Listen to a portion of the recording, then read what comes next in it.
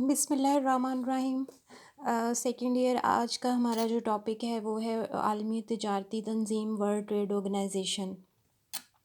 World trade organisation تجارت کے حوالے سے ایک عالمی تنظیم ہے اور اس کا قیام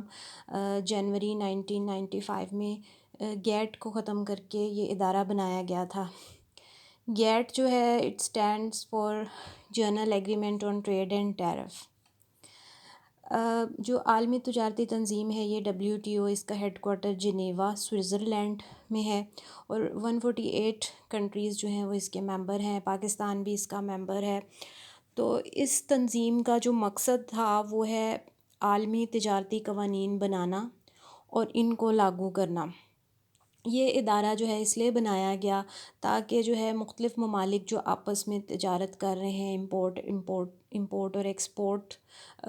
کے بزنس میں انوالو ہیں، تو ان ممالک کے درمیان بہت سارے مسائل تجارت سے ریلیٹڈ پیدا ہو سکتے ہیں اور ان مسائل کو حل کرنا جو ہے یہ بھی اس ادارے کا مقصد ہے۔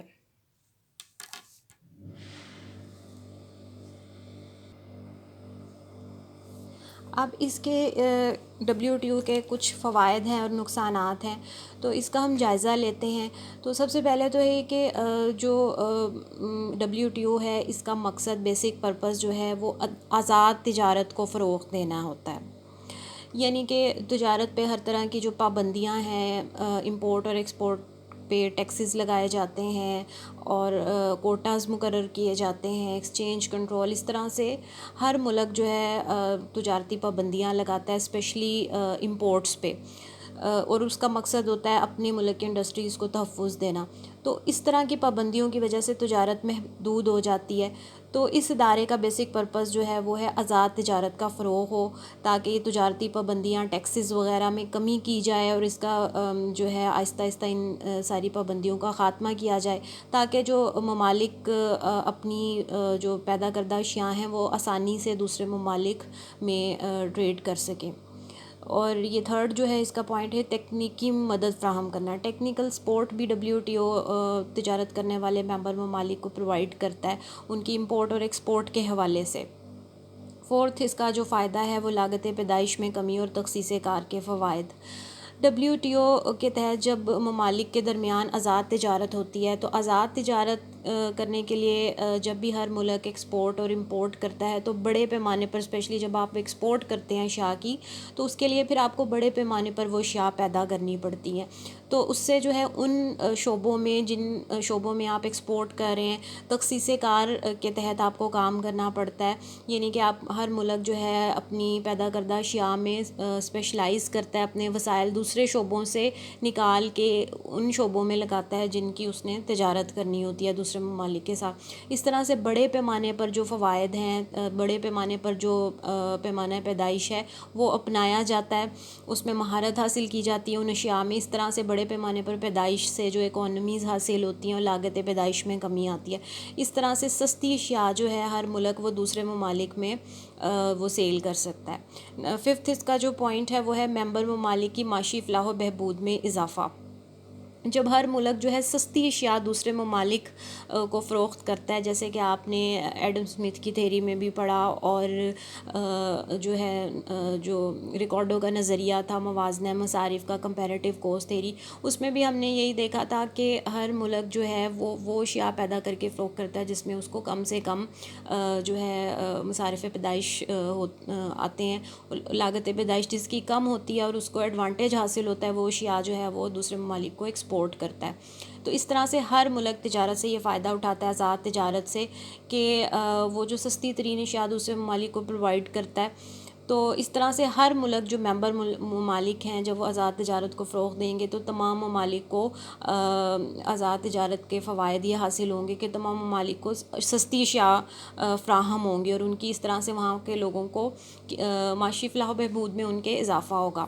تو یہ تو تھے اس کے کچھ فوائد WTO کے۔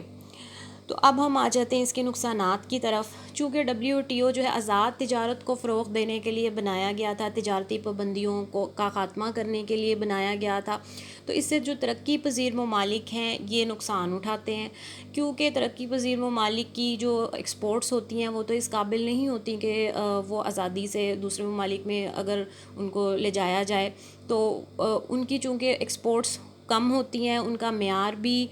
کم ہوتا ہے ان کی ایکسپورٹس کا، اور وہ مہنگی بھی ہوتی ہیں، تو اس لیے وہ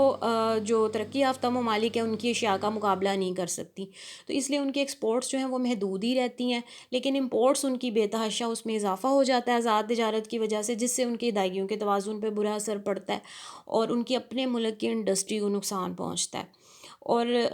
ترقی پذیر ممالک کو ایک یہ نقصان ہوتا ہے کہ جب وہ امپورٹ بے تحاشا ان کے ممالک میں آتی ہیں، لیکن امپورٹ ٹیکسز انہیں کم کرنے پڑتے ہیں WTO کے قوانین کے تحت، تو گورنمنٹ کی وصولیوں میں جو ٹیکس وصولیاں اس میں کمی آ جاتی ہے۔